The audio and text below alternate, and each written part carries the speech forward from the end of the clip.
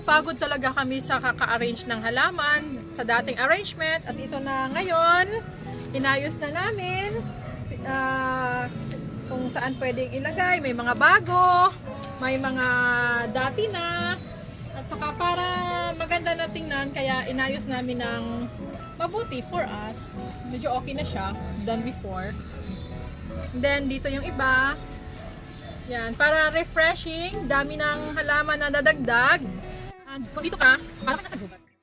Salamat po pala sa lahat ng sumali sa ating cactus and succulent photo liking contest. At congratulations sa mga tatlong nanalo. Sana nag-enjoy po kayo at abangan pa rin niyo ang susunod naming mga activities or contest na pwede nating salihan.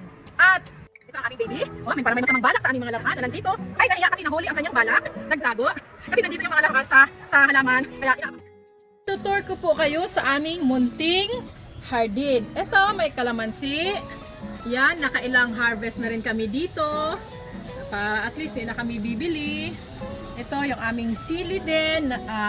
Nakailang harvest na rin kami sa sinigang, sa Bicol Express, pwede na. Then, ito yung may mayana kami. And then, this one, hindi ko alam ang pangalan. Ito, umbrella, double, kasi marami siyang dahon, hindi lang siya single. Tingnan, alabati kami. Ito, naka-hydroponics yung aming alabati. And then, ito, kamuti. Kamuti na violet. Ito yung hanging plants. Ito, simula maliit pa ako, nakikita ko na yung ganitong klaseng hanging plants. Hanggang ngayon, ilang taon na ako, nandyan pa rin. Ito, singkamas. Yan. Nakakatulong din sa pag-shade kasi nilagay namin siya dito sa gilid. Ito, may ampalaya. Hindi pa nga lang namumunga. Sinabihan ko siya na pag hindi siya mamunga, bubunutin ko siya. Ito, yung photos na green. Ito, nakalagay sa gulong. Na in-improvise yung gulong, so nagamit din siya ng lagyan ng halaman kaysa naman itapon at nakakasira sa environment.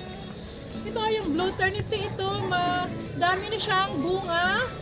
Ayan, wala na siya masyadong bulaklak ngayon, pero nung nakaraang linggo madami siyang bulaklak. Ngayon, ang marami naman sa kanya bunga. Pag tumanda na yan, pwede na rin itanim. Tapos ito yung grapes namin. Green grapes naman to, hindi yung violet, yung green na grapes. Then ito, pedal. Akala ko nga talisay, nagulat ako. Pero buti na lang hindi talisay, nakakatakot yun. So ito, ganda, ang lapad ng dahon. At ito, yan, nilipat namin dito galing sa baba kasi kawawa na siya dun sa baba. Kahit paano, dito sa taas, naging okay na siya. And then eto, yan, maganda to pang indoor. Ito spider plant, yan, maganda din yan pang indoor. Yan, ito fortune plant, nilagay namin dyan. Yung mga cactus and succulents namin dyan. Yan, yan, hindi ko na isa-isahin yung mga pangalan nila. Basta, family ng cactus at succulents. Yan, nandito si bird. Yan. Dito yung honeysuckle namin. Ito, masipag siyang mamulaklak. Ngayon, hindi na masyado. Ito pa, itong mulberry namin. Ito, may bulaklak na siya. May bunga. Ayan, malapit na siya mahinog. Inaabang-abangan na to ni Daring.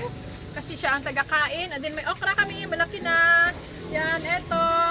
Yan, mga iba pa naming halaman. Ito mga nandito na yun dati. At yun lang, ito.